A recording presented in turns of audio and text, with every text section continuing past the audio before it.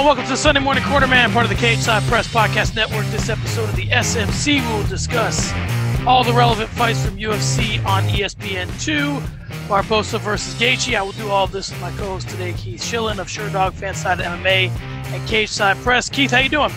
Good. How you doing, man? I'm doing pretty good. So let's get into this. Keith, the bus stopped this week in the city of brotherly love, Philadelphia. Before we get started, we have a couple stories to tell. I will trade you a story of myself from when I was in Philadelphia when I was a kid, because that's where my old man was born. If you tell me the story behind the picture that you tweeted when you covered, was it CES? CES, yes. I was at CES All right. last night. Here's my Philly story. And again, my old man was born there. So I was born in New Jersey, spent some time in Philly when I was a kid. Now, first, let me say, before I say this, anyone that's listening, please excuse the language I'm going to use in this because I'm just keeping inconsistency with the story. So I'm 8 years old. My cousins take me to go see the Phillies against the San Diego Padres. I'm a Tony Gwynn fan because, you know, what do I care about the Phillies? Tony Gwynn's one of the best hitters in the league. I get up right in the middle of the third inning or whatever. Tony Gwynn's coming to the plate. I go, Tony, go Tony! These guys behind me go, someone shut that faggot kid up before I beat the shit out of him. Keith, I'm 8 years old. Now, you got a Boston hat on. I'm sure that's at Fenway Park. That's, Tuesday. But when I was 8 years old, next thing you know, my cousins are going up there to square the guys away. Probably turned into a Barboza Gaethje situation. But that was my experience of the Philly fans and how they can be. I love the city. When we would drive in, my old man used to get me what we called tailpipe pretzels because they would sell them on the side of the road.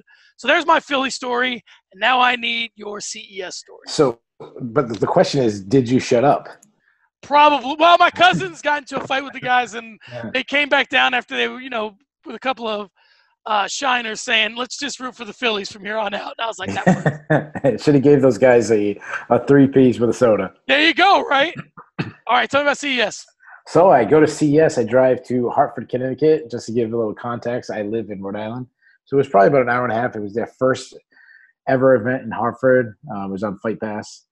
And we as media members, we kind of complain when we go to CES that they never really give us the best seats. So they always kind of put us behind a section, but we're close enough. Obviously, you go there, you get free tickets, and I'm sure a lot of people listening at home will be like, hey, why are you complaining? You get it for free. Yeah, but I'm also not drinking beer and flirting with girls between fights. I'm writing articles, I'm tweeting, I'm working, not going to the bathroom because of fights coming up, stuff like that. So if you don't follow me on Twitter, please do it at Keith Shillan MMA, and you'll see the photo that they decided it was a good idea inside this humongous convention center to put us so far away. You just have to see the picture. There's no way to describe it. I might have been closer to the cage at the parking lot in the parking garage where I parked than in this room. It was terrible. But in all fairness, the owner of CES, Jimmy Birchfield, he came over, he apologized. He came up with some sad story why they put us there and that they made a mistake. It won't happen again. But that's probably because me and many other media members took to social media and kind of embarrassed them a little bit. But in fairness to you, I've covered fights before, a bunch of them. And when you go to these things, like you said, it's partly that you're working, but it's also you do a little bit need a workspace, and you do need to be close enough to see what the hell's going on.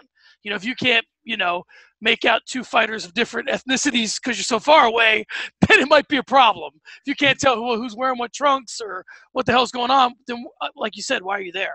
Yeah, you have to see the picture because whatever you're imagining, it's further than you're imagining. It felt like we were in like the, triple deck in a big, huge arena. It's really, really bad. And for those of you who are going to be watching us on YouTube, I'll make sure I include the picture when I do the edit of the Sunday Morning Cornerman, so you guys know.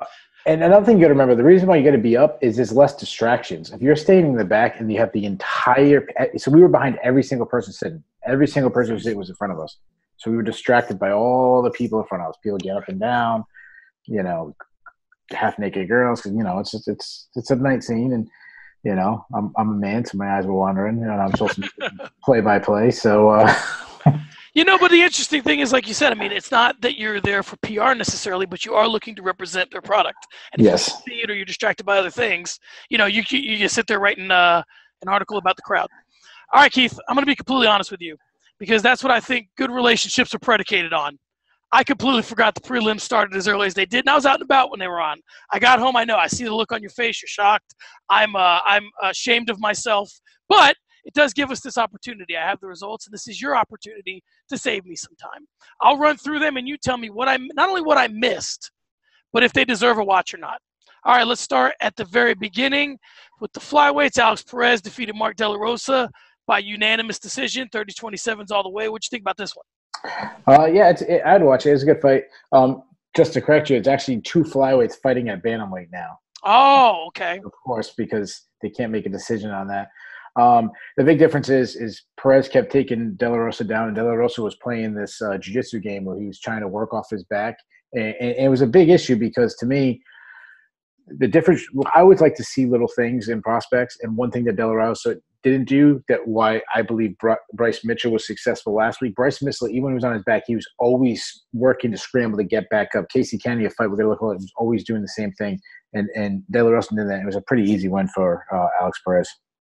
Okay, up next we had Marina Moroz defeating Sabine Amazo by unanimous decision, 30-27, 29-28, 29-28. What about this one?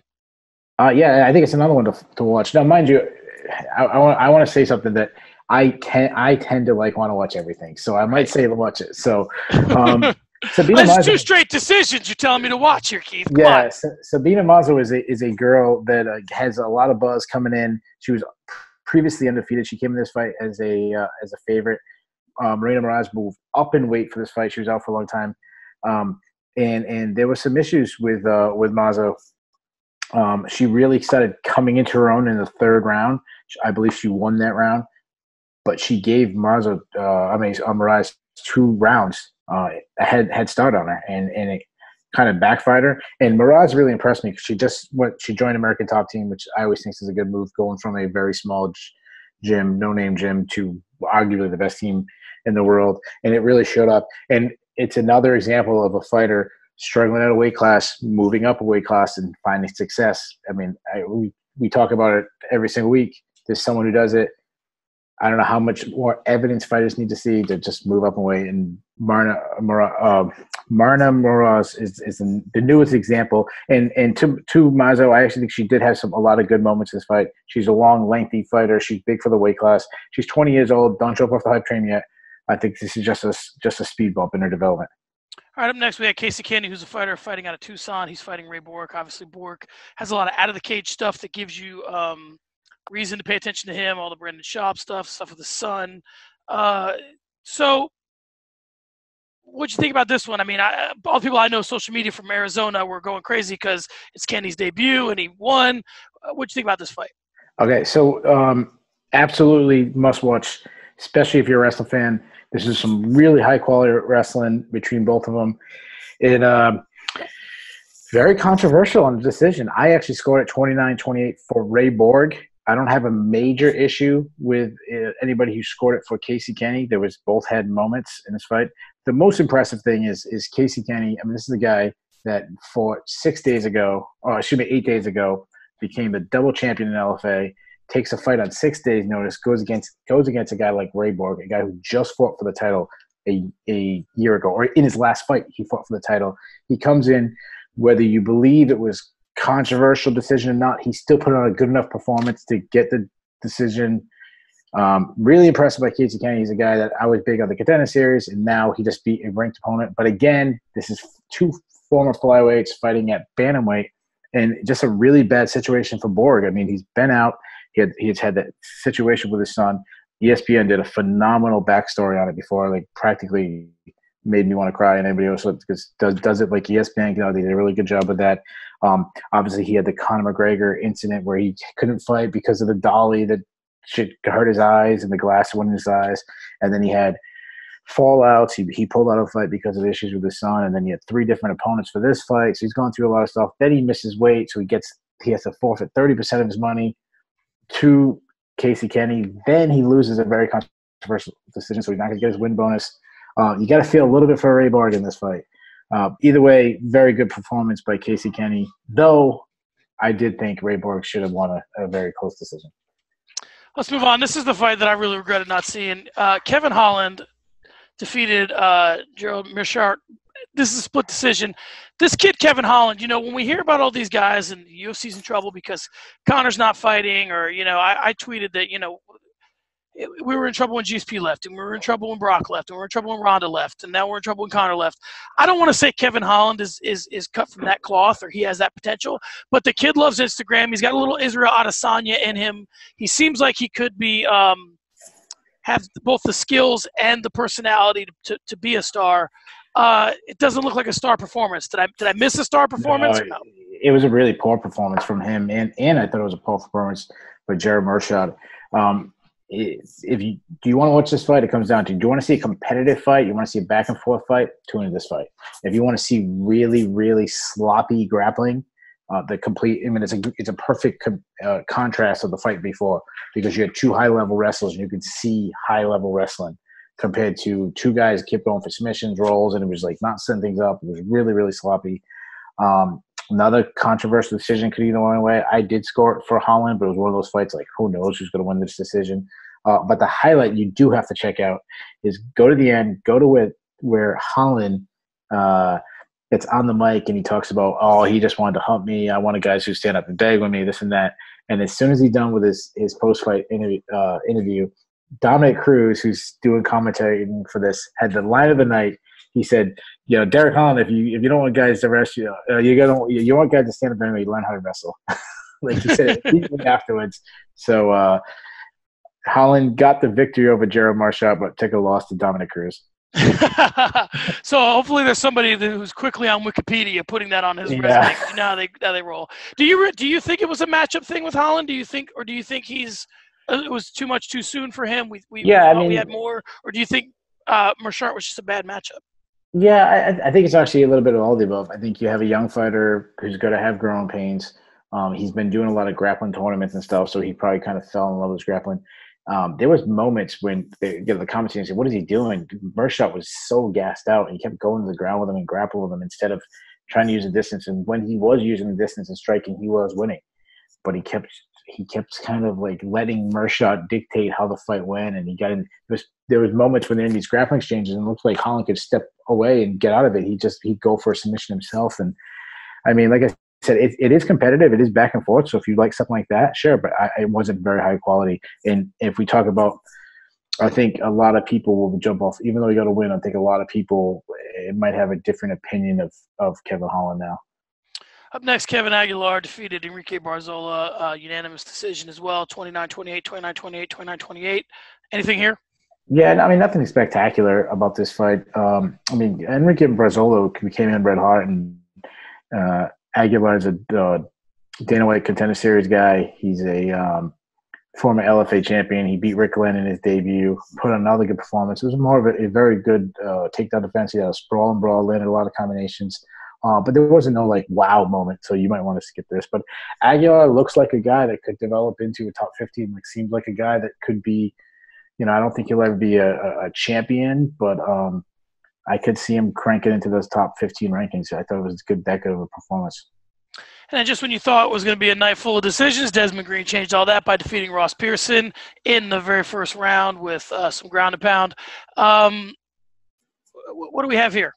Yeah, I mean, to me, this is just Ross Pearson holding on too long. I mean, he needs to retire. I don't know what his record up until this point is. I don't have it in front of me, but he has lost a lot lately, and it's sad because he had a good run in the UFC, but now he's getting dominated by a low level guy like Desmond Green. The worst thing Desmond Green did in the post fight interview, he said, "I want to be in that Rochester card. That's the area he lives in or close by he grew up in." He's like, "Get me on that card. I'll do it. I'll fight for free. Put me on that card." Don't say you're going to fight for free. These baseball players, I mean, we see it right now. Baseball going on, NFL free agency. These guys are getting huge, massive contracts. Don't say you will fight for free to fight in front of your friends. How about this? Do the opposite. Get a big pay. Fly your friends out to wherever you're going to fight. There you go. All right, up next, Marina Rodriguez defeated Jessica Aguilar by decision, 3 rounds, 15 minutes. Jessica Aguilar's been in there with some people. It seems like she is typically, coming up. She's been in there with Claudia Gadelha, Courtney Casey. Weili Zhang. So she's been in there. She's lost all of them. So sometimes when I see people who lose to some studs and then lose to another fighter, I wonder if that other fighter is in that echelon. Do you think we have something in Marina Rodriguez, or just Jessica Aguilar is really on the way down? Yeah, I think it's both, actually. So Jessica Aguilar at one point was arguably the best fighter in the weight class around 2014-15. Then they had the big long layoff, and then when she finally came back, she wasn't the same fighter. But I think I'm pulling up her record right now. She's 36 years old, so I do think the time's passed her. She took this fight, on short notice. But that said, I also think Marina Rodriguez is a very competitive. She's a very decorated kickboxer. She's very long. She's long. She looked humongous. They looked like they were two weight classes difference between them. How tall she was. She's very athletic. Very pinpoint striking. She displayed great cardio. She was putting the pressure on her throughout the whole fight. Third round, she was throwing just as hard as she was in the first round, and she had this killer instinct. When she drew blood on Aguilar, and she just put it on her. She beat the brakes off of Jessica. So if you want to watch this fight, it depends. I mean, it was entertaining, but it's entertaining in a beatdown sense. If you want to see a back and forth fight, this is not the one. I mean, this was. I mean, I was at one point thinking that her corner should have threw in the towel, or the referee should have stopped it, because sometimes you got to save the fighters from themselves. And Jessica Elliott, she's probably too tough for her own good, and she got destroyed. All right, moving on. This is where I joined the party. Sodiq Yusuff and Shayman Moraes. Let me give it a proper introduction. Super Sodiq Yusuff came into Saturday night 1-0 in the UFC, 2 if you count the Dana White Contender Series fight that got him into the promotion after a surprising, to me, finish of Suman Mokhtarian. He drew Shayman Moraes. Moraes is a former WSOF title contender who has been in there with some serious guys in his 7-year career. Marlon Moraes, Robbie Peralta, Luis Palomino, and Zabit Magomedsharipov have all stared across the cage at the Brazilian. Keith, I felt like Moraes found his opening early, which was the left punch, right high kick combo. He threw it a lot, landed it some, but could never hit that one that drew the curtains on Yusuff. What did you think of Yusuff? I mean, Tapology has him as the 56th best featherweight in the world, and with this win, he should crack their top 30. What'd you like and what'd you not like from the Nigerian? Well, we talked about this last week. I'm big into the Dana White Contender Series. I think it's one of the best moves that the UFC done. I think it's a great way to develop prospects, watch guys. It's fun when you're on the regional shows. Guys are talking about, hey, if I don't get a UFC contract, maybe I'll get a Contender Series. So that's exciting. I know a fighter who told me yesterday that he signed a contract with the Contender Series, the first guy to be on it. So really fun, exciting stuff going on. So when I did the research from my FanSided, I was blown away by Sodiq Yusuff. I think he's one of the best talents to come out of Dana White Contender Series. He beat Mike Davis, who might be the other best. Like, I think when I was watching film of these guys, I said, normally when I would pick, I say both these guys win fights, whoever their opponents are, but they were fighting each other, and I struggled picking a winner. I think they're both really good. I think Yusuff is a future top 15, maybe top 10, maybe top 5. Shit, I'll throw it out there. Everything goes right, he might even win the title one day. I'm that high on this guy. I think he's got all the talent. I thought he showed composure in this fight. He's going against a more experienced guy, and not even just more experienced, but a guy who's experienced high-level competition. I mean, prior to this, the only 2 losses of Shayman Moraes' career was against Zabit Magomedsharipov and Marlon Moraes. I mean, 2 of the best guys in the division. And now it's when we look back at Shayman Moraes' career, is Sodiq going to be like that outlet, like, oh, wow, he lost to this guy? Or is it going to be he's going to fit right in with those guys? And I believe that Sadiq's going to fit right in with those other guys. I think he's that good. And even though he got hit with good shots, I thought he landed some good shots himself. And I thought what I've always been impressed is just how composed he is. He never seemed anxious. He waited for a moment, and then he capitalized. And I covered the World Series of Fighting a lot, especially as he was going up. So, I watched the fight against Moraes. I watched the fight against Robbie Peralta. I watched the fight against Luis Palomino. And he really is, Luis Palomino's no pushover. He was in there with Justin Gaethje a couple times. He gave him a good fight. Yeah, and so I think that there's beating this kid says a lot. And I think that he did have his openings, Moraes, but credit to Yusuff for kind of closing him. All right, I We're think gonna there's go ahead. guys, Scott, I think there's guys currently in the top 15 rankings that, and I've already talked about how big I am on Yusuf. I think there's guys that Shaman Rice could beat that are top 15 ranked. Yeah. I'm big on Shaman Rice. Like I think, a guy like Yair Rodriguez, I think that's a winnable fight. The Korean Zombie, I think that's a winnable fight. So All right, let's move on. Keith, I'm going to be honest with you. I'm going to take one shot at the next fighter's last name, and then from there on out, I'm going to give him a nickname. okay. I remember when I watched the fight, I was like, I got to remember that. I didn't remember it. So here's what we're going with. Paul Craig defeated Kennedy Nzechukwu. Close? Sure, let's go with No, the nickname. let's go with it. Let's go with NZ. His nickname is NZ. So the Bear Jew, Paul Craig, seems to be the fighter that the UFC leans on to test prospects. Tyson Pedro, Khalil Roundtree, and most recently Jimmy Crute have all stepped into the octagon with Craig and all found to be worthy. His test on Saturday night was Nigerian prospect NZ. And on this night, the nightmare was the Nigerians. He seemed in too deep of waters throughout. He found himself in trouble on the ground in the first, barely sneaking out of I believe, a triangle, but the ground was full of landmines, Keith, and in the third, he stepped on one, and Paul Craig found the triangle he was searching for early in the fight. Keith, like I said, it all seemed like too much for Kennedy. Is he out of his depth in the UFC, or was this fight just a bad matchup? Well, I mean, if this is a bad matchup, it's going to get even worse because, in my opinion, and Paul Craig's is a low level light heavyweight. I mean, he's the floor of the division. So he just seems like a guy to me. He's young. He's very raw. He has his natural talent. He's humongous. He looks like a heavyweight. He's very long. I mean, they talked about his 83-inch reach is insane. But he's so raw. He's flat-footed. He's slow.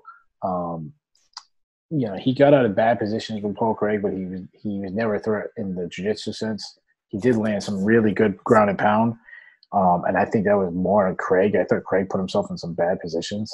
But what I like about him is that he's with Fortis MMA. To me, if any team can pull out raw ability, it's Fortis MMA. It's a younger team, and that's all they've done. They've got guys who are raw athletes and turn them into quality fighters. So I think that's going to happen. He threw a jab. He does a pretty good job of keeping his length, which it sounds easier than it actually is. I mean, we've seen so many fighters who have long reaches not establish it. Ben Saunders is a guy that's always been long. Stefan Struve was a humongous guy who could never keep his length. Kendall Grove, there's just list of guys who are these long range of guys who you think would be able to establish range. They can't. And he already has this. So I feel like he's a little bit over the head of the game. But he's so green. And I feel like this is a guy that should be seasoned more on the regional scene first. And I hope when you get a lot of these losses, you can either grow from it or it can end you. You know what I mean? Yeah. You start. So hopefully it doesn't do that. So because honestly, he was probably 30 seconds away from either getting a win or getting a draw because of the point deduction. But then he hung around the ground too much. He fell right into the Craig setup, and Craig. I mean, that's 2 late submissions late in the fight. So he's starting to get that reputation that you can't count that guy out deep into fights. 2 notes from this. I think the first one will be a pretty quick answer on your part, and the second one might take a little bit more thought. But the first one is the cage grabbing, the eye pokes, the putting his arm over the cage. Cruz touched on this, and I thought the same thing right before he said it. Is this a dirty fighter, or is this a kid that just doesn't have enough experience, and he's for lack of a better way of putting it, he's flailing? So whatever there is that he can grab onto in the absence of technique, that's what he's going to do. I think it's instincts a lot of times. Yeah. A lot of time, I don't think there is many dirty fighters in the sport. I think it's instinct. I mean, the poke, when he was putting the post in his hand, I believe he was posting his hand. The problem is you can't put your hand out like that because of, the first time he did it, he just posted on Craig's hand. He didn't poke him in the arm.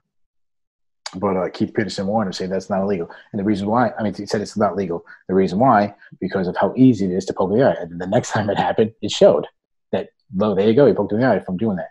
and then he got a point deduction. I think Keith Peterson did a good job. I actually thought Keith Peterson should have took a point earlier. I think one of the worst defenses is cage grabs. When a guy's going to lose position, he grabs the cage.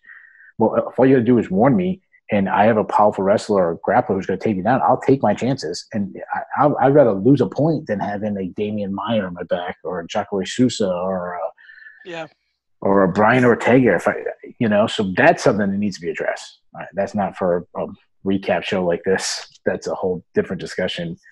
But, I think it's just instinct than anything. And I want to say that it was Craig that said it in the pre-fight. It may have been someone else, but I heard something about that his reach is a disadvantage to him. Maybe Craig said it. But I guess my question for you is, do you think when you are that green that having that kind of reach is a disadvantage because your shit's just kind of laying out there? And for a guy like John Jones, it's an advantage because he knows what to do with it? Or do you think – the guy can't change what his arms are, but, he could change his weight class. Is it more of a disadvantage at light heavyweight than it would be at heavyweight? Or he's obviously doesn't have the frame for heavyweight, so it's an odd question, right? Well, he's cutting weight, so how much of a frame? A perfect guy, even though he lost, but Linton Vassell was a guy that always fought at 205. We just saw him go up to heavyweight, and he looked like a completely different person. Right. He was, wow, look how good. Think about it. At one time, Alistair Overeem was fighting in Bright at 205, and now he's a massive, chiseled athlete, So it's, who knows? I actually think he does have a frame to go up to heavyweight. Yeah. And he actually has a long reach even at heavyweight.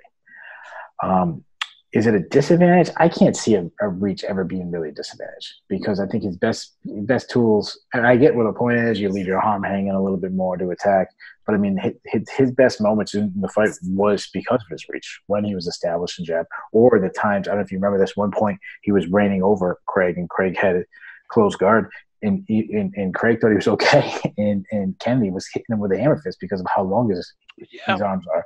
So I don't think it's and you got to remember, I don't know off the top of my head how old this guy is, but I'm assuming he's had long arms for a very long time. So he's used to it. It's not like he woke up and all of a sudden his arms are 6 inches longer. So, he's used to having long arms and he's been in the gym. So, no, I think I think it's a good thing to have that range. It's just he's got to learn. And I actually think he does know how to use it pretty well. Yeah, and he's 26, and I think 6'5". It's actually right? that's actually a lot older than I thought. I was going to guess like 23. Right. So he's 26. He's 6'5", which again that gives you with the arms, with the height, does give you a lot of frame to put some extra weight on if he was going to move to heavyweight. But I think also, you see certain fighters like John Jones. He seems to, and he's a great grappler, but he seems to be able to maybe keep himself out of harm's reach on the ground by using elbows. So, and like you said, if a guy like NZ postures up and then he can throw those long hammer fists, that might work for him. Yeah, and one thing I did say that he needs to go on the – I think he still needs some more season on the wrestling. He actually did go on the Contender Series, got Brock for Eck for a second fight. So he's had a couple years seasoning. I just think he still needs a little bit more. And then obviously when you're a tall, long, lengthy light heavyweight, you're always going to get compared to John Jones. And that's always – you did it. I did it. The commentators tonight did it. Internet did it. Everybody did it. And to me, that's such an unfair – comparison, even though I'm guilty of doing it. You're comparing a young fighter making his UFC debut against the greatest fighter, in my opinion, the greatest fighter of all time. Right. It's like a basketball player or a quarterback, basketball player getting compared to Michael Jordan, or a quarterback getting compared to Tom Brady. It's just unfair. No matter what you do, it's going to seem like a disappointment. True. And it's funny because we compared Stylebender to John Jones. It's almost like fairer to compare this kid to Stylebender. It's like there's steps. Like first compare him to Stylebender, then compare him to Jones after, Well, a perfect example is look what happened to Bevan Lewis. Bevan Lewis, because he trains with John Jones, he's very similar skill set, similar length, physique, everything about him. And the UFC got so excited. I still think he's a really good prospect. I think he has a big future in the sport. And he gets thrown in with Uriah Hall. And he actually looks great. But his UFC debut, you get Uriah Hall, and you get a top 15 guy in the world to UFC debut because of how they rushed him so fast. Yeah. So. All right, let's move on to the ladies. Former Invicta Atomweight champion Michelle Waterson came into this fight with a lot of attention, and rightfully so. And she dominated all facets of this fight. She picked the playlist tonight and decided what music they would be dancing to. Keith is the karate hottie who is without a doubt a championship caliber fighter in the UFC. Is she without a doubt a championship caliber fighter in the UFC, or did she just catch Karolina Kowalkiewicz on a bad night? I think it's somewhere in between that, if that's fair. She had a great performance. I think this is the best performance. This is definitely the best performance of her UFC career. It might be the best performance of her career in general. Now, obviously, she had a big run in Invicta. She ended up winning the title and this and that. But I mean, like, of quality opponent, I mean, Carolina was challenging for a title 2 years ago. She defeated Felice Herrig a year ago. And Michelle Waterson beat her in every aspect of the game. And what really, to me, changed the whole game is she had this running away, just kind of kicking, kind of keeping Carolina at bay. And then in the second period, Carolina started getting the momentum. I don't know if you caught this. I felt like Carolina was trying to find her range, find her timing, and then Michelle clinched with her when she said, like, uh-oh, Carolina's getting this going. She clinched with her. Carolina made this terrible mistake trying to go behind, and then that beautiful headlock. And once that she slammed with the headlock, I felt like Carolina that's all she had. And then it became even more dominant for the rest of the fight. The thing that impressed me the most about Waterson's performance was that it seemed like that she figured out what would be the most successful range for Carolina, and then she dominated the other ranges, meaning that if Carolina was sharp from striking and leg kicking range, Waterson was like, okay, well then I'll dominate at high kicking range, at far kicking range, and in close. So she's like, and I've said this about fighters for a long time. Whenever my friends would ask me, I said, listen, you're either in or you're out. If you're in the middle, you're in trouble. But you're either, for certain guys, with certain people, Carolina's one of them. You're either in or you're out. So when she was out, she was away from Carolina's power. And when she was in, she nullified it. And I thought that was impressive of her. And to be that good in the clinch, and certain things about her, Waterson's game, she trains at Jackson Wink that led to that. But if she got in there and tried to exchange with her in like short hooks and straight punch range, she probably would have got cracked and probably would have lost the exchanges, even though she was having a great night. Like you said, wherever she chose to be, I mean, I kind of said it in a silly way, but it's something like Roy Jones once said to Rashad Evans. He says, you get in that cage and you say, we're on my clock tonight. I'm the one that's setting the time. And that's what Waterson did. That's what I think makes her performance so impressive. Now, yeah, that's a really good that's a really good analysis in my opinion, and I think I'm 100% with you. I've always thought of ranges in 4-step, and this is not an original thing I've heard about. But I always thought of ranges 4 things. Range 1 is clinch, chest to chest clinch. Range 2 is that pocket boxing. I think most people know what that means. Gaethje and Barboza got into that a couple times. Step 3 is that mid, and then step 4 is all the way out beyond kicks, and that's Waterson won. In my opinion, she won 1, 2, and 4, and Carolina was winning 3. And as soon as she was winning 3, the clinch, the throw, and then I thought Waterson was really dominating, and then got back to the third round. Carolina was starting to find success in 3 again, and then boom, Waterson gets to 1, gets the takedown. And I don't know if that's explaining it too well, but I think you're good. No, I think there a lot tonight. There was people who were the fighter that running is a horrible way to put it, but the fighters that were creating that space by sort of making themselves be chased, and there wasn't a lot of effective. Cormier talked about it in some other fights. There wasn't really the effective like cutting off of the cage, and you saw some really young fighters, some green fighters, like you said, not being able to properly manage the cage in terms of footwork. And then you saw someone like Waterson, who to the lay person would seem like she was running, but she was controlling the distance. She was going forward when she wanted to and going away when she wanted to, more so than just running. Like sometimes you see a guy run or a girl run just to get their opponent tired. It wasn't that. It was, I'm going to determine which way we're going. Yeah, so it's great because if she's working in the 4 range again, if I hope that's coming along how I want it to come along, if she's winning at the 4 range and she's getting chased, but she's letting those she does that like karate side kicks, karate hot, she did the karate side kicks, and then she was jumping. I don't know if you caught that, she jumped from 4 to 2, But she'd like 4, boom, I would jump into 2, pop up, jump back out to 4. And then when Carolina was chasing her and finally got to 3, as soon as she got to 3, she'd be either Michelle would step back or she'd get back right into 1. And it was really, really good performance from Michelle Waterson. And again, especially when you're dealing with someone who's a karate fighter, Stephen Thompson, GSP has some karate elements to his fighting.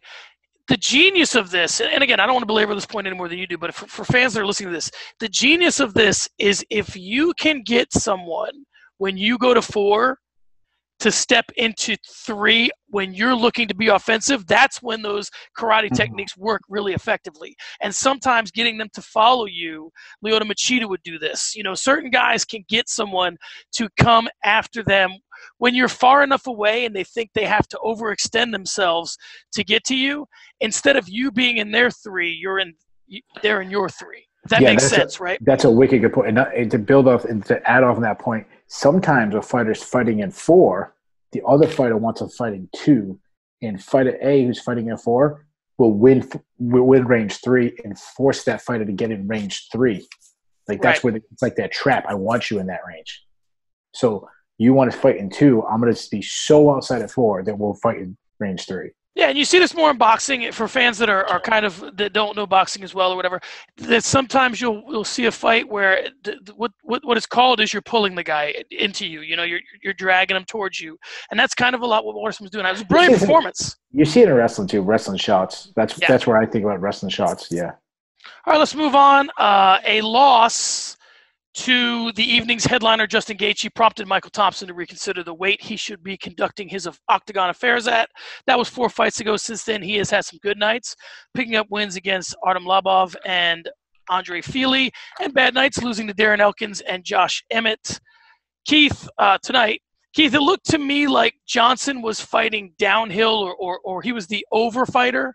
He was fighting, he was throwing punches down, and Emmett was the underneath fighter, looking to go to the body. And for me, Emmett also seemed content to just rear back and throw fastballs. And my question to you is Emmett a better fighter than Johnson right now, or did the menace just zig when he should have zagged? That's a good question. I felt like Emmett was its gift. Remember, let's back up to Emmett's last fight. His last fight was over a year ago. It was that loss to Jeremy Stevens, who was brutally knocked out. He suffered facial fractures and a really bad concussion. He was in the hospital for, I believe, days and maybe even a week or something. It was like a really, really bad thing. It actually looked like it might even become career threatening. And then he took the proper time off. I thought he was a little gun shy. I thought he was – a lot of times I see guys who wing a right hand, but they're not really committing to it.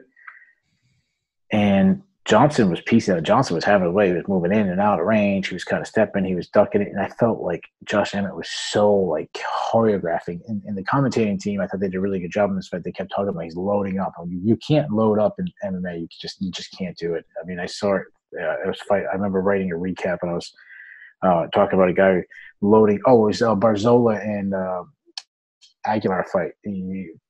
Barzola kept loading up. When you load up, a guy pop straight down the middle is always going to beat you to that punch. And I felt like that's exactly what Johnson was doing. But I also believe that happened because I believe that Josh Emmett might have been a little gun shy, being that he just got knocked out. And you always hear these stories about guys being gun shy when they get knocked out, but it gets even worse when you think about what happened to Emmett. But as the fight went on, I think he might have realized, like, hey, I'm in the third period now. I have been knocked out. Hey, he's punched me. Maybe he's saying, I'm not hurt. And then he just kept winging. At that point, he'd done 2 rounds. He just kept winging that right hand. And finally, he timed it perfect. And if you haven't seen this fight, you can skip right to the first 2 rounds. I think are extremely kind of boring in a sense. And then you got one of the knockout candidates of the year. It is that good. Johnson's out before he even hits the mat. It's a brutal knockout. And what I love about this, to me, this changed the whole evening because it was kind of a lull. I believe at this point there was 2 stoppages. Even the Craig stoppage was late in the fight where it was kind of weird, sloppy fight. This fight was extremely boring. I was kind of like almost like falling asleep watching this. And then, boom, woke me up. And then the rest of the evening was fantastic from this point. So, yeah. Yeah, I don't know. let's talk a little bit about Michael Johnson, because Emmett, I think he kind of is what he is, and he'll go on to move forward. I don't know that he'll ever be a contender and something like that, but Johnson's a curious guy because if you look at his resume, I mean, he's had some, I don't want to say bad losses. He has. I mean, he lost to Khabib Sure. Nurmagomedov, he's dominated, got lost to Gaethje, lost to Elkins. When he loses big. But he Yeah. also has Yeah. Yeah. defeated Dustin Poirier. He's Sure. won He an knocked him out. yeah, he won a decision over Edson Barboza. He beat Gallard and Lozon 100 years ago, it feels like. So, Yeah. I mean, is this the kind of guy that has won enough fights over his career to just kind of hang around and we don't know what he is anymore? Or is he in real danger of, maybe heading to Cokerville? Well, I mean, he's lost 4 out of 6, so I think it might be heading to Cokerville. Um, that said, he's kind of been his whole career like this. I mean, you go to this very beginning of his career, he has a lot of tough losses before he gets kind of started turning around in 2019. He's got some really shaky losses, or goes on the Ultimate Fighter show. But then, I mean, he beats Tony Ferguson. Obviously, I was there live, and he beat Joe Lozon. That was a good fight, good win. I mean, Edson Barboza obviously is a good win. So, like, I mean, you went through the list of guys that he's beaten, but then he has like an ugly loss to Darren Elkins.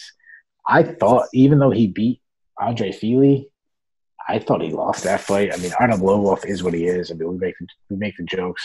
Fans like to make the jokes about the GOAT and everything, but I mean, you're talking about a 500 fighter in Artem Lobov. I just kind of think we see flashes of this greatness with Michael Johnson, and then we see duds. In this fight right here might have been the combination of both, where you see the best of Johnson, and then all of a sudden he gets knocked out, brutally knocked out. So. Yeah, and we talked about, previously about, when I interviewed Jamie Varner, and some of these guys, you really never get the whole story until they're out of the game. Johnson fights like a guy who is kind of hit or miss mentally. Like some days he's completely plugged in and he's got the skills and they're there, and then other times it's not completely there. So we may never get the whole full Michael Johnson story until he hangs him up. Yeah, you get that with all athletes. I mean, if you really think about it, you hear these stories like a Jay Cutler. I don't know if you're a football fan. Yeah, of course. I remember like Jay Cutler, there was times where he was like the worst quarterback in the league. He throws 6 interceptions in a game. And then there's times where he's carving up defense and is making these unbelievable throws, and you're like, whoa, did Jay Cutler turn out perfect? It's not a perfect example. Eli Manning. To me, Eli Manning is a terrible quarterback. And then when he plays my Patriots, he turns into the reincarnation of Joe Montana, and he's making the perfect throws. Right, yeah. So that's kind of what Michael Johnson, I think, is. I mean, he beats Dustin Poirier, but he loses an ugly fight to Darren Elkins. So we leave tonight with Michael Johnson having a new nickname as the Eli Manning of MMA. I'm sure he's thrilled. I mean, you know what? Eli's a little more accomplished than him, so I think he's gladly take that. Yeah, Eli's going to back into the Hall of Fame, I think. I don't think Johnson's going to sniff the UFC Hall of Fame. All right, let's move on. David Branch is the double champ you forget about, winning 185 and 205-pound gold in the World Series of Fighting. He drew Jack Hermansson on this night and was dealt with quickly. Hermansson came out and found a guillotine choke in the very first round. And this performance begs the question, Keith, is Hermansson a stud, or is David Branch just completely washed at this point? That's a great question, and honestly, I don't know. And so when I thought about this fight, I picked David Branch, and I was pretty confident in that pick. I thought it was a terrible stylistic matchup for Jack Hermansson. And obviously, I was dead wrong. I picked this fight terribly. It was like 35 seconds left, and he got submitted. He submitted a Renzo Gracie Brazilian Jiu-Jitsu black belt. So whether he's truly a top 10 guy or not, I don't know. But you don't just submit a black belt like that. That's impressive. That said, I mean, obviously, Branch is the World Series of Fighting double champion, middleweight, light heavyweight. I don't know if you remember this, but when Branch came over from the World Series of Fighting, Marlon Rice came, and Justin Gaethje, all in about the same window within a couple of months of each other. Pre-PFL. It was the end of the World Series of Fighting and PFL. Yes, that's right. Yeah, that's right. And there was they're all kind of coming together. There was a lot of debate, a lot of questions about these guys. Especially Marlon Moraes was the guy that got the question a lot, like, oh, how good is he? Like, he's on the street, but who's he beating? Blah, blah, blah. And, obviously Marlon Moraes showed he's a real deal. Just in case you had a question on real deal. I'm starting to wonder about Branch. Now, Branch is a lot older. I think Branch is 35, 36 years old, so he's a little bit older. But looking at his second run in the UFC, he had a first run. I think he went 2-2. It wasn't that impressive. Now he's 2-3 in his second run. And maybe the answer to those guys, are they that good or is it the lower competition? Maybe it was, no, they're really that good for Gaethje and Moraes. And for Branch, it's like, no, it's just a little lower competition. Because, I mean, you figure his first fight against his back was against the Yako fight. It was a terribly boring fight that he won. Then he won against Rocco, tapped the strikes, which was a questionable thing. Obviously, he had his best performance with a knockout of Thiago Santos. Followed that up by getting beat by unranked at the time Jared Cannonier, taken out by Jared Cannonier, and then gets taken out in 30 seconds by unranked Jack Hermanson. So to me, there's a lot of questions about Branch, and he looks like either a guy who's done on the decline or just was never that good.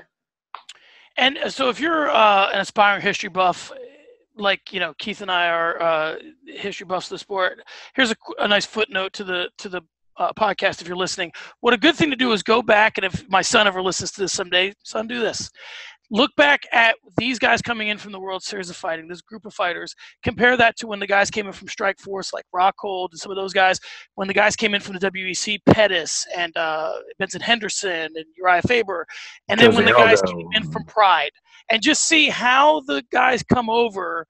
And this is a much longer conversation for a much different podcast. Just for those of you who are interested in history, compare as the UFC purchased products. Now, they didn't purchase the World Series of Fighting, but guys, as they integrated in mass into the UFC, how some of them came across and take a look at that. That might be a nice little deep dive. Yeah, that is good. That's definitely not for this podcast, but I think me and you could probably spend 2 hours talking about that. Absolutely. But what I think the fair thing is some guys succeed, some guys don't. Right. You take Pride. People throw out guys. Oh, this guy came in, Mirko Krokop, and he struggled. Oh, Mirko Krokop wasn't that good. Pride wasn't that good. Oh, that's true. But Mercer Shogun won the title. Right. Quentin Rampage Jackson won the title. Big Nog, interim champion. Yeah. Interim champion. Yeah. And then there's a bunch of examples of guys. Takanori Gomi. I mean, he was considered by most people to be the best lightweight in the world. Struggled. Mirko Krokop struggled. I mean, you could do it with Strikeforce. You could do it with WEC. I mean, some guys thrive, some guys struggled. WEC. I think WEC though is I think that's not the best example because there was the whole weight classes. There was, right. Yeah. So the WEC basically got integrated. Yeah. There was nothing prior to them. Yeah. But Strikeforce. I mean, people. Look at the guys: Daniel Cormier and Tyron Woodley and Luke Rockhold. I mean, you just go on and on and on. Strikeforce. But I'll tell you this in terms of the World Series of Fighting. Here's the real question as it pertains to David Branch. Hindsight being 20/20, what it is. Do you think somewhere right now David Branch wishes he was in PFL going for $1 million or had been last year? Yeah. Oh, yeah. I definitely did. I mean, the guy who won at middleweight, the guy who won the title was Luis Taylor, the guy that David Branch beat. Right. Yeah. So Luis Taylor is a millionaire, and I'm assuming David Branch isn't. All right. I'm going to take credit for this because I'm the first person to say this, and I've seen it many times since. The man I once nicknamed the Arturo Gatti of MMA was in the octagon once again looking to solidify himself as the sport's premier action fighter in a city that is known for great fighters, Joe Frazier and Bernard Hopkins, to name just a few. Justin Gaethje hunted Edson Barboza, but did it very intelligently, joining and leaving firefights at just the right time until he finally found the right hook that had Barboza fans grabbing their jackets and looking for the exit. Keith, I covered Justin Gaethje a lot in World Series of Fighting. He's an Arizona guy, so they had him fighting here a lot. So I am very biased.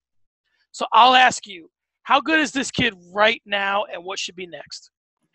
Okay, well, first of all, your analogy of him being Arturo Gatti is clearly wrong because he's the Vinny Pazienza of MMA. Fair. No, it's not fair because I don't think Justin Gaethje is snorting coke in a bar. You know what? I will say this: Vinny Paz probably is. The pushback I've ever gotten to the Arturo Gatti comparison is some people say Frankie Edgar is, and I think Frankie Edgar deals with comes back better than Justin Gaethje does. Yeah, so, no, I just wanted to throw Rhode Island native Vinny Paz.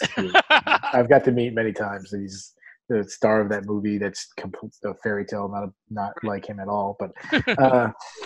Anyways, your question was how good is Justin Gaethje? He's very good. I mean, he's extremely good. He's good at what he does, and when he gets the right matchup, it's one of these matchups where now I feel like such an idiot. And everyone I know kept talking about Gaethje's going to break him with the pressure. Everyone kept saying, and I just was like, man, but there's a way for Barboza to win if he can just jab. He can establish his jab, and he can throw kicks to the legs and the body. He's going to keep him away. And God, it was one of those ones you make a prediction, and you try to be the smartest guy by being the only one saying, no, the pressure's not going to matter. It's going to be this other thing. And now you look back and you're like, what an idiot. That was such a terrible pick. So co-main event and main event, I flopped back time. Gaethje, how good is he? I mean, he's really good. I mean, I think he's a top 5, top 6 lightweight in the world. Especially with what we talked about last week with the clearing out of the division. He's definitely in that discussion. He has so many tools. Obviously his leg kicks, obviously his pocket boxing, his relentless pressure, his wrestling that he doesn't use enough, which I wish he would as a sportsman, not as a fan. Obviously his style is so exciting. But yeah, man, you think it's still there, Keith? You know a little bit more about wrestling than I do, but like, let's say you got a Ferrari and leave it in the garage for 3 years and you try and start it up. That's a great question. You think his wrestling's there still? That's a great question. That's a very good question. Do I still think it's there? Because if it is, here's why I ask. Because if it is, he's a hell of a matchup for Khabib Nurmagomedov. With the leg kicks, with his ability to withstand punishment, and if he has the wrestling, is he on Khabib's level wrestling-wise? Maybe not, but he's at least able to maybe if he can fight off 3 or 4 of them and keep the fight standing, now Khabib's in a lot of trouble. Yeah, so I'm going to answer that in 2 questions. So first, let's go back to whether it's still there. I believe that he all-American wrestling level stay there? Probably not. Because, I mean, Josh Koscheck was a great wrestler, but I don't think the national championship level wrestling was still there because you're not training 4 or 5 hours a day in that sport. So that – and one thing you got to remember about wrestling, it's completely different than MMA wrestling. I thought the broadcast team did a good time when they talked about against the cage. You don't have that wrestling. This for example, Ben Askren. Ben Askren obviously has good shots. You're not going to have good. You're not going to be an NCAA 2-time NCAA champion, 2-time. What's the Heisman? Hodge Trophy winner. It's like the Heisman. I mean, he was considered the best wrestler. But if you really know anything about Ben Askren, he's more of a funk wrestler. He's a lot more like on the ground, putting leg riding, scrambling like that. He's a lot better at that than a power penetration guy like Kevin Rayleman was, like Josh Koscheck was, these guys. So there's a lot to wrestling. It's just like striking. It's just there's so many things that another thing you gotta remember. Like, do you remember when George St. Pierre wrestled Josh Koscheck? Yeah. Okay. Change the scenarios. Put him in the singlets, put him on a wrestling mat, have him wrestle a wrestling match, and Josh Koscheck pins him in 1 minute. Right. Because you have a lower stance, it's different setups, it's completely different. I mean, just generally we got to stand up high, hands up here, not down here. It's completely different. No worries about strikes. There's a lot. Yeah. Way different. Yeah. Well, let me ask you a question before we get to Khabib then. Okay. Let's talk about these wrestlers that have this great wrestling pedigree and like to throw hands. Do you think? Let's talk about the mental aspect of it. And now I'm about to text Jamie Varner about this because he's a wrestling coach and he was a guy that likes to throw hands too. Sure. Is it? And I'm not trying to make this an indictment of wrestlers, Keith, but is it that the grind, like, not that they're too lazy for the grind, but is there a personality quirk that makes them love throwing hands or hate the grind of the wrestling in an MMA fight?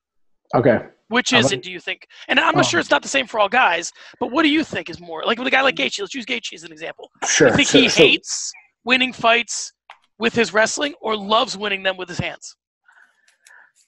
Wow, that's a real that. I mean, you'd have to know the fighter themselves. Yeah. But it's a new toy. What's pushing him away from it? I guess all fighters. It's when you have a dog in the house and you bring home the new puppy. Who's the kid's gonna go play with? They're gonna play with the new puppy. Right. Some guys, John Fitch, they love the grind. Corey Anderson loves the grind. That's just what they're gonna do.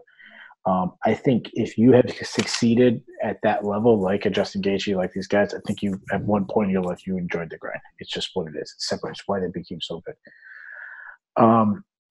But Eric Spicely last night won by knockout. First time in his career he won by not a TKO, but an actual put the guy unconscious knockout. And he's like, man, it felt great. I never felt like that. But it was unbelievable. There's something about it, something exciting about that. It's why Joe Shillan, a big time kickboxer, won the ground and pound at a fight. There's 2 fights ago, he won by ground and pound. And he kept talking about, like, wow, man, see, I told you guys I had ground. He was talking about his ground.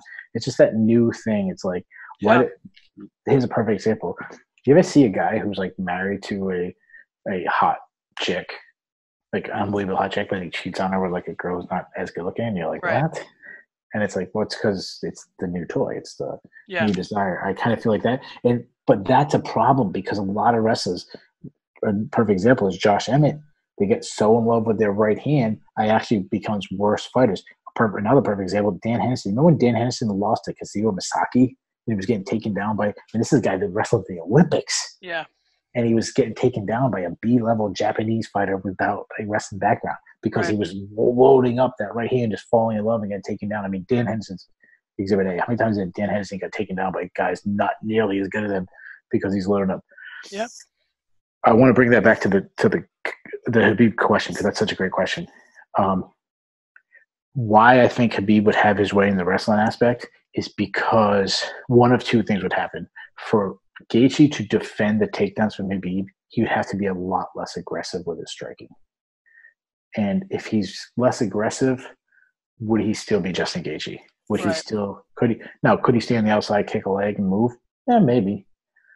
But that aggressive where he – or if he fights the other way where he's coming forward, being aggressive, it's just going to set up easy takedowns for Khabib. And Khabib seems like everything's all in concert with his takedowns are in concert with his striking. His striking isn't necessarily world class, but it fits with his style. Meaning it's more, like you said, it's more of a departure for Justin Gaethje to try and defend the takedowns than it would be for Khabib to try and stand. I mean, if Khabib could stand with Conor, he could stand with Justin Gaethje. Yeah, and I think you got to remember. So, for example, Ray Borg won the wrestling exchanges today, in my opinion, over Casey Kenny. But if you go by how decorated wrestlers are, Casey Kenny is more decorated than Ray Borg. So, it comes down to MMA wrestling and that. But if Justin Gaethje did get a fight with Khabib and he decided, hey, I've excited. I mean, would you really be upset with Justin Gaethje if he's just put on Fight of the Year candidates 5 times in a row and he finally gets a fight for the title, and he goes, I'm going to be boring. I'm going to leg kick. I'm going to move. I'm going to just stick leg kick every 30 seconds and run away and just do that for 25 minutes to win the title. Yeah. Like, listen. I wouldn't have a major issue with it, and that is what he could do. Listen, this brings us back to my Torgatti conversation because I know I'm more of a boxing guy than you are. Torgatti did that once upon a time.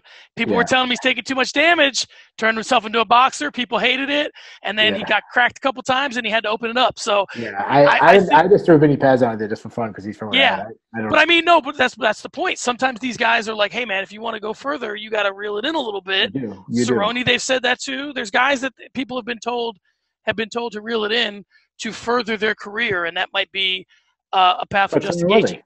Do you think? Yeah, Tyron Woodley. You know what? Here's what this is all leading to. So I did this podcast a while back with Kel Dansby called Revisionist MMA, where I take a fresh look at things. Like the one that we did is it escapes me now, the one we even did. I think it was about George St. Pierre.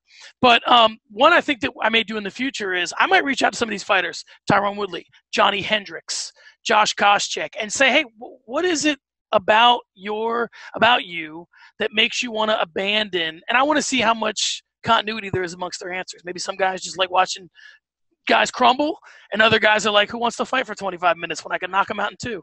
Yeah, and going back the other way where guys have been aggressive and then changed to be safe. Perfect example of that, George St. Pierre. You look at his early fights against Caro Parisian and Jay Haran and those. He's a completely different fighter than at the end of his career when he's going once Matt Serra got him. Once Matt Serra got him, the game changed. Yeah, that's actually true. That was the turning point. Yeah, but when he fought Dan Hardy and Jake Shields, he was a completely different fighter than when he knocking out Jay Haran and Frank Trigg. And I'll get you out of here. Or at least I'll talk on the cards, and then we'll hit the fun stuff. Do you think they should just give Gaethje a title shot? I mean, one more big win, and then are they just listen, man? You don't deserve it. I mean, this is a crowded division. It's too crowded. I mean, you figure Habib's out for a while. When he comes back, he's got to take on the winner of Holloway and Poirier. Yeah, sorry, I'm brain fart for that. So looks like he's probably not going to fight in November. That's when he's going to fight those guys. So by the time he actually earliest he defends the title again, or whoever's the champion defends the title, then you're looking at 2020, probably February, March, maybe even April. You're talking about a year from now. I don't see Gaethje sitting on the sidelines a year or so. So it really comes to the question, if you don't mind me asking the question, what's next for Gaethje? There's a lot, man. A lot of these guys I don't think there is. No? Who's next then? Well, I'm going to say this. And I mentioned last week, the division is so much more shallow now than people realize because of how many people want to welterweight. Yeah, that's true. So I was cheating a little bit, and I was looking at Sherdog's top 15 rankings and who the options would be. Okay. Not currently booked, so I wrote it down. There's 4 options right now for Gaethje who are in the Sherdog top 15 rankings who are already booked. Those options are Charles Oliveira. Okay. I think we both agree that he's not going to fight that. Okay. Gregor Gillespie. Okay. We'd agree that's not going to happen. Paul Felder, which could happen, or Tony Ferguson. To me, one name of those 4 obviously jumps out from the rest.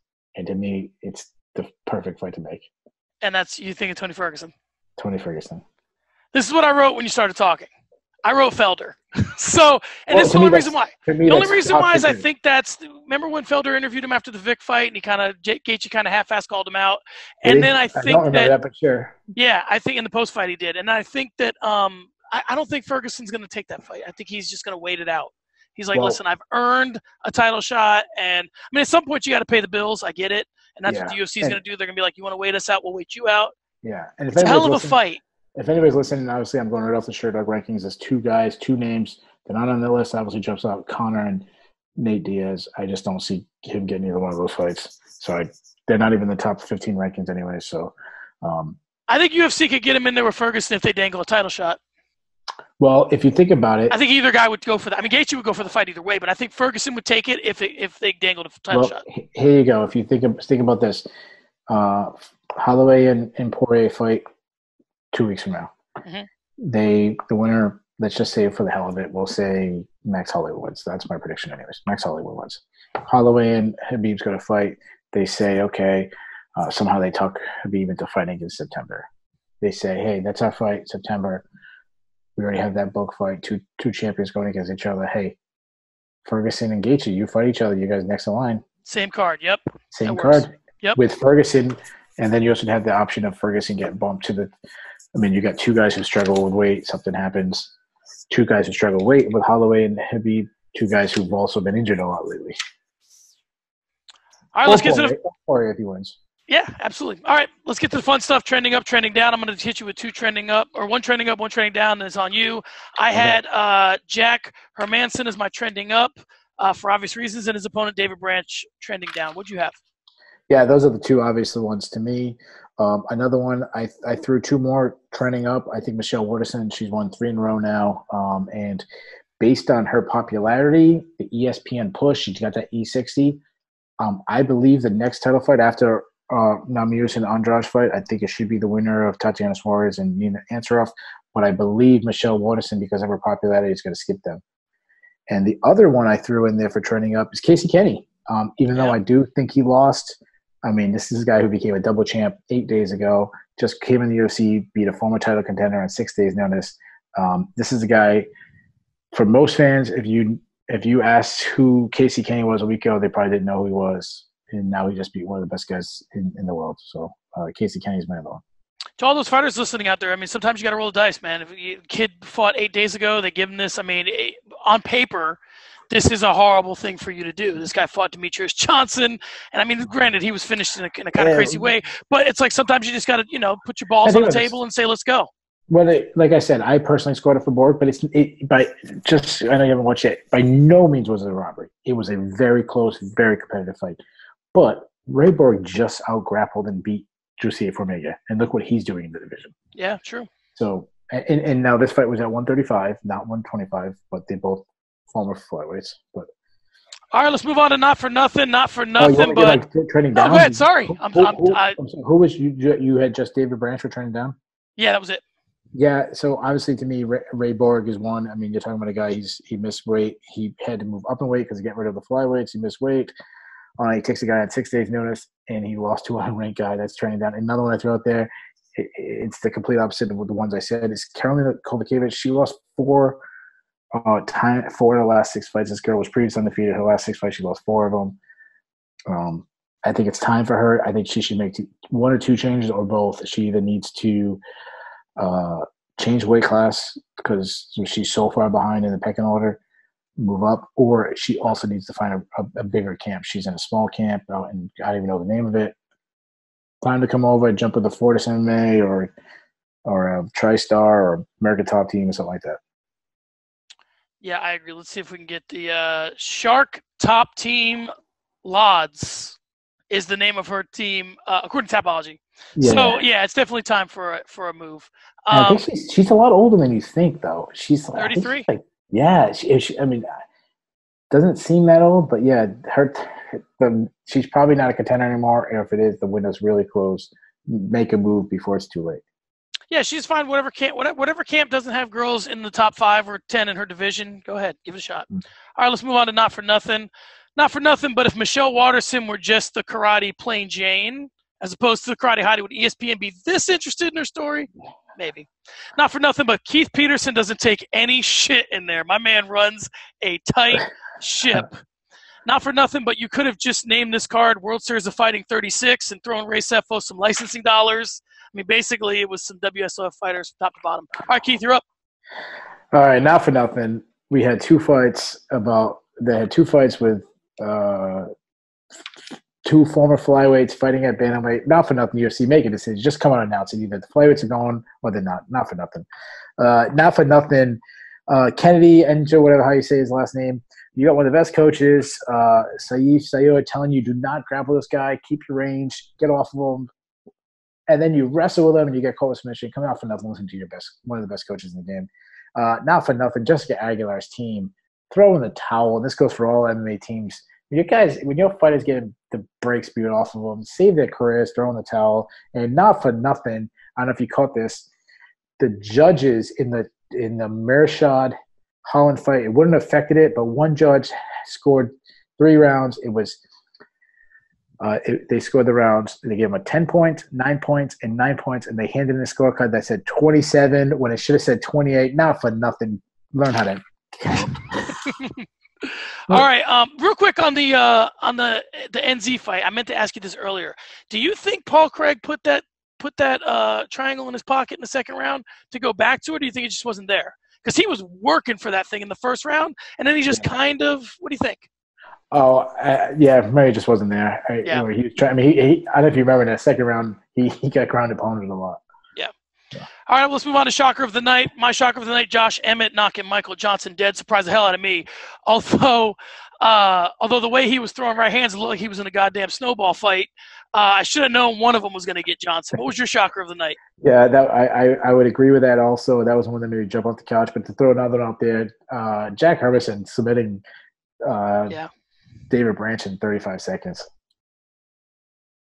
All right, from the Notebook, I had DC and Cruz had a funny moment when they talked about fighting moving forward. DC said, "It's the only way I know how to fight, and I can write books on it."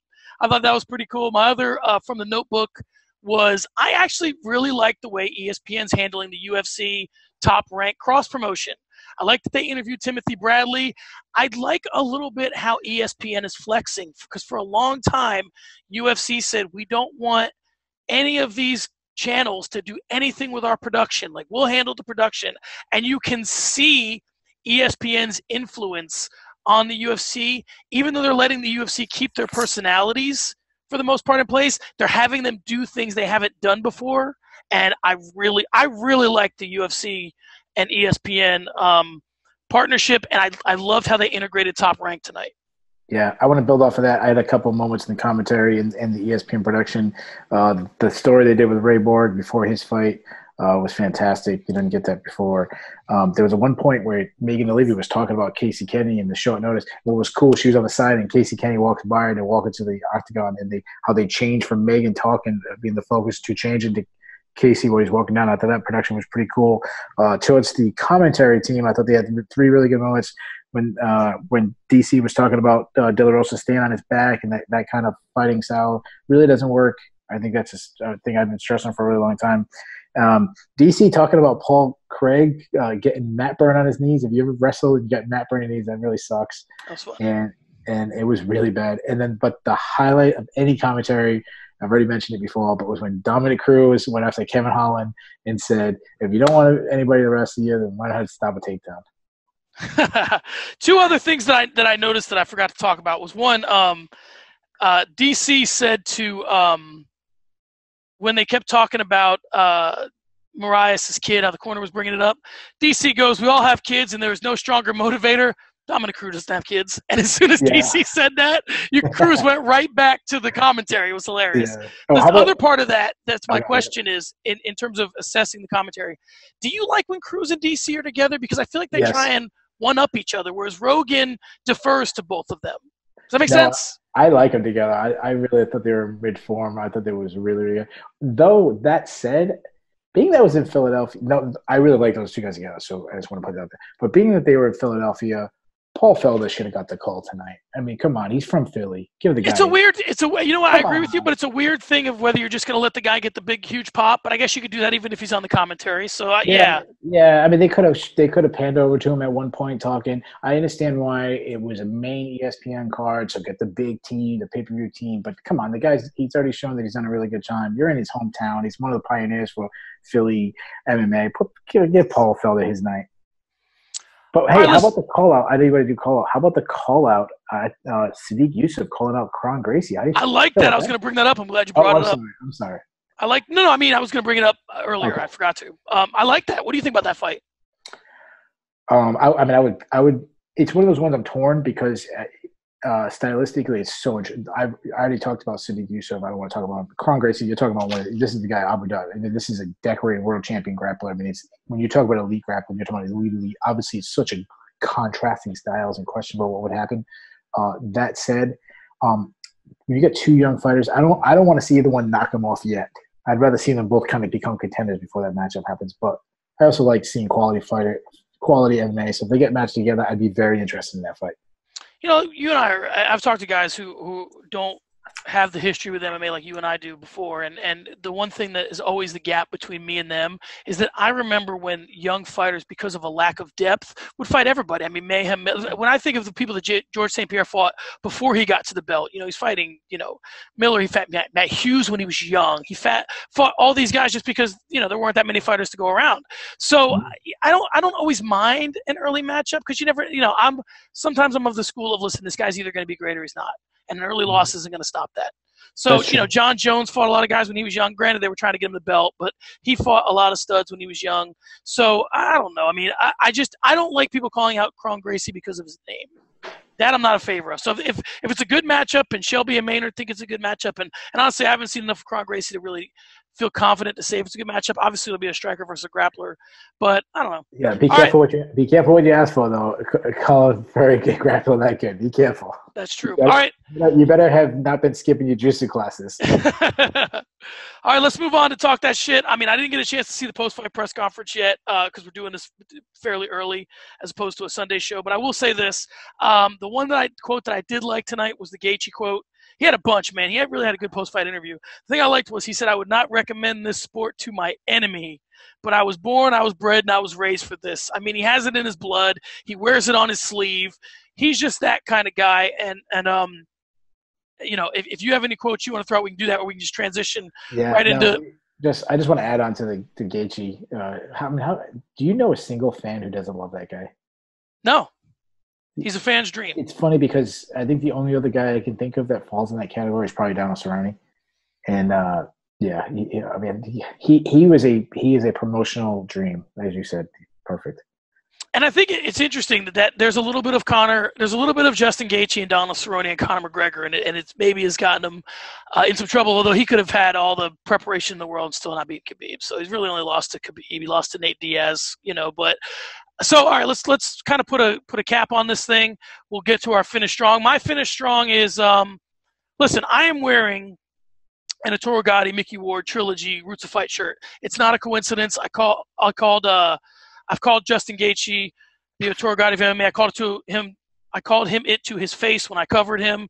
And I just think that, when there's fighters like Justin Gaethje, when there's fighters like Frankie Edgar, when there's fighters like Donald Cerrone, enjoy them, because the way they fight does not make them long for this world in terms of fighters. So enjoy them while you can. Don't lecture them about how they fight. Don't try and change them. That's how they want to fight. That's what they like to do. There is a list of kill or be killed fighters in this world, and let them either kill or be killed. Let them do their thing. That leads to title shots. Great. If it doesn't, fine. But there is a handful of fighters that when they hang them up and they either get inducted to the Hall of Fame, or when somebody talks to them about their career, you're not going to know. The greatest thing about the Mickey Ward trilogy is that more people know about the trilogy than know who actually won all the fights. That's what makes them great. Okay, we're not going to remember if Justin Gaethje beat Eddie Alvarez or not in 20 years. We're going to remember it was a hell of a fight. We're not going to remember, Poirier or what his wins and losses. The compliment that Jim Lampley said about Artur Gatti, I will say about Justin Gaethje. It's not whether he wins or loses, it's how he fights. Yeah, fantastic. One guy and I'm going to agree with that, one guy that should be added to that list is a guy who actually sometimes they don't get enough credit when they lose, is Edson Barboza. He's very similar to Gaethje. He invited the firefight. Of course, he got knocked out, but let's give some love to Barboza because he was willing to put on a show too. And another guy that falls into that category, Robbie Lawler, is the guy these are the once in a lifetime guys that we won't have anymore. My big finish. I just love this sport. And what I love about this sport, and I think it was really highlighted tonight, is how international it is. Very few sports can say that it attracts the whole world. I mean, if you think about MMA, you go back time, it was really only America, Brazil, and Japan, and it's not like that anymore. We have this influx from Europe that has come in. We have, talk about Conor McGregor, you go on Jacek, Valentina Shevchenko. We have international champions. You have Australia and that area coming along with Robert Whittaker. You go down South America and Central America. You got that scene is starting to blow up. Now we're hitting in China. There's Chinese fighters coming on, and then the last area that's really explosive. Oh, plus Russia, obviously. Russia's fully here and kind of taking over. But an area that we're seeing lately that's really blown up is Africa. And not many countries can say that. We have the first African champion in Kamaru Usman. We have Israel Adesanya, who's trying to become an interim champion. That'd be two. Obviously, Sadiq Yusuf was another one. And then he did not win. Kennedy, I don't know how to say his last name.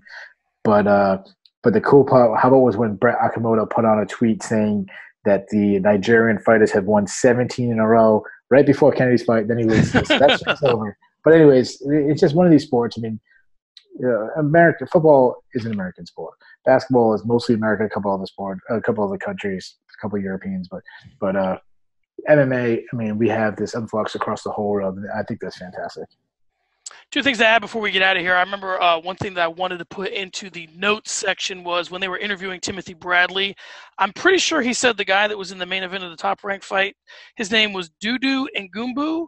And as I was processing that for a second, I said to myself, can I really put my faith and my rooting interest behind a guy named Dudu? Probably not. So the thing I wrote here was hilarious. I can't support a man named Dudu. I don't give a shit where he's from, which is kind of a double toilet humor there. And the other thing I want to talk about when you just talked about Nigerian fighters, Yusuf said something kind of funny in the post-fight I wanted to add to talk that shit, and I forgot.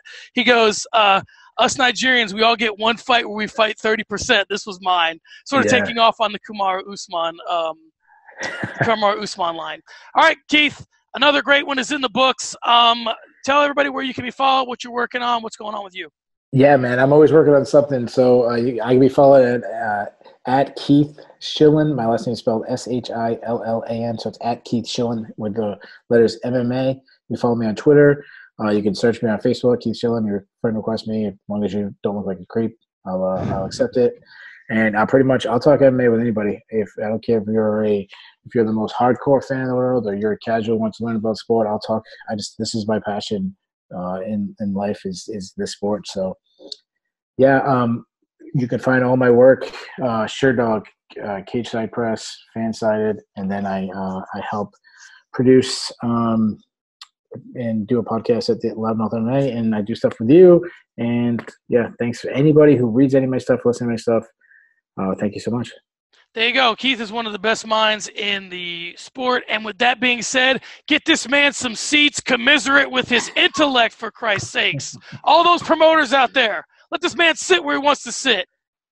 He's putting your promotion on blast. He's writing the good stuff, all right? Give him some good seats. All right, guys, there you have it. Again, you can follow our stuff at Cageside Press, Twitter, at Cageside Pods. On Twitter, follow us on YouTube. I'm going to be putting more of these up. I put the one from last week up. I finally got us some intro music, which is pretty good. And the format looks good. I'll put this one up on YouTube as well. So subscribe to that. As always, tell your friends, tell your mom, tell everybody you can. Peace.